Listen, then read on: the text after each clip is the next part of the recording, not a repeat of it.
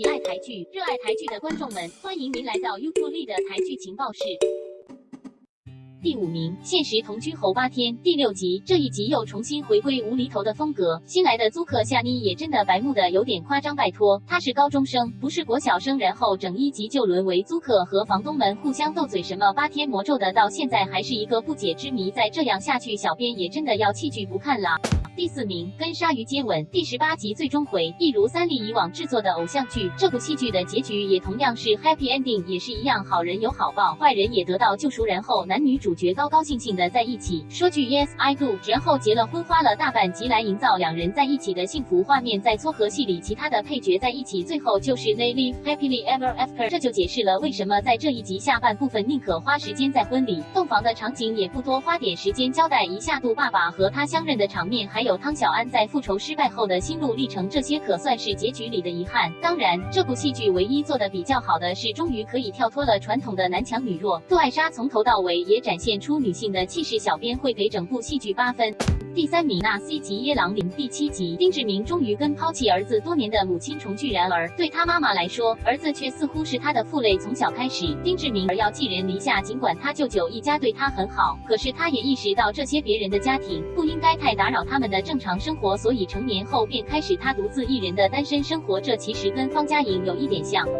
他们也是为别人着想，不想打扰其他人的生活，便觉得一个人也能活得充实。而或许有些人会觉得丁志明他妈不肯跟他相认，这是离经叛道和不负责任的行为。然而，所谓可恨之人必有可怜之处，尽管丁志明他妈在外面找到新的生活，他的生活其实也不美满，甚至还落得重病，可能是碍于面子才不敢让儿子知道而看不起他。第2名，复活，第10集，程又宽终于在这一集要大爆发，他不但找出当年杀他爸和毕可威家人的凶手，还气扑扑的打算要杀掉徐兆德，可是徐兆德也不是省油的灯，家财万贯的他可以收买身边所有人，甚至是检察官、求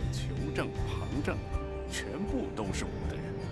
怎么和我斗？有趣的是，徐兆德尽管被捅几刀，最后还是不再向程又宽追究，这究竟是徐兆德想要赎罪，还是另有图谋？这肯定背后是有一个深不可测的原因。而程又宽面对所有人的不信任，毕可威也居然转为相信程又宽，他上一集才因为不能接受程又宽的谎言而分手，这一集程又宽又好像装冷酷，被逮捕也不愿意见他那个说要告死他的毕可威去了哪里。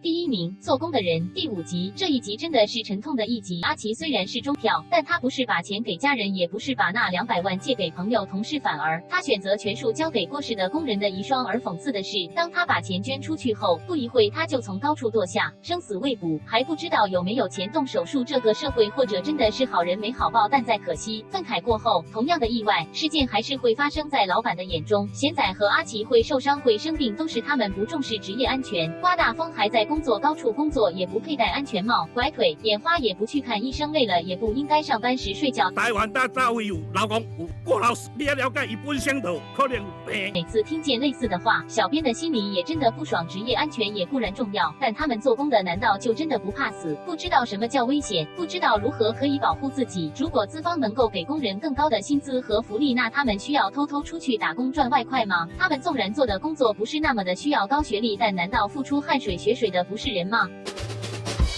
好，这就是本周的排名。而入台湾 Express 的最终回就留待下一支新系列的影片再把3集综合起来介绍哦。而下个礼拜将会有2部新的戏剧，分别是下周6在公视播出的家庭生活剧《我的婆婆怎么那么可爱》，由钟欣凌、黄佩嘉主演，一个讲述守寡的媳妇如何协助她婆婆的祖传生意重新复兴。老实说，钟欣凌似乎有点年轻，还没到可以演婆婆老母的年纪，不过没关系啦，化点妆装扮一下还蛮可以接受的。而这题材也算是有趣的，如何把传统产业变革创新，这也算是近年来热门的话题。毕竟随着越来越多连锁商店和工业化生产的出现，像剧里的老饼店也得转型来增加顾客和销售量。不过小编有点担心40集的篇幅会不会太长和步调太慢，尽管如此，小编对这卡司和公视出品还是有信心的。除此之外，还有下周日在台视播出的3例偶像剧《浪漫输给你》，由张立昂和宋云桦主演，这听说是女主角会在现实和言情小说的世界中穿梭着，虽然根本就是霸道总裁爱上我的经典老梗，不知道这部偶像剧会有那些新的桥段。而这部影集也真的厉害，就已经传出是抄袭陆剧传闻中的陈芊芊的 setting， 小编几乎没有在看陆剧，所以不知道究竟《浪漫输给你》是不是真的抄袭。不过毕竟这些穿越时空的戏剧真的越来越多，究竟是谁抄谁也说不清楚吧。